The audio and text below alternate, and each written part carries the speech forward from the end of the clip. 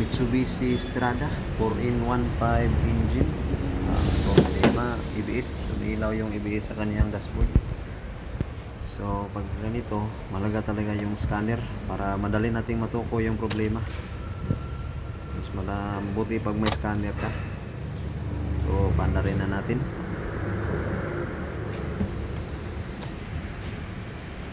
Tignan natin kung anong nakailaw.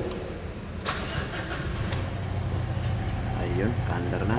So ito, nakailaw yung ABS niya.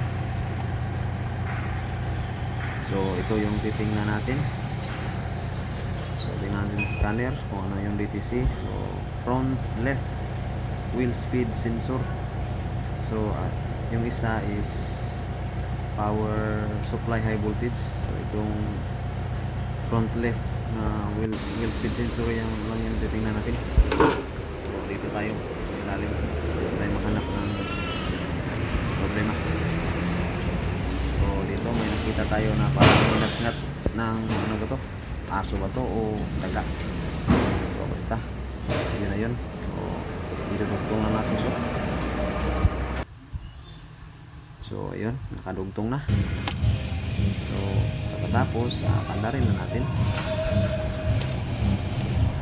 para malaman natin. So ayun,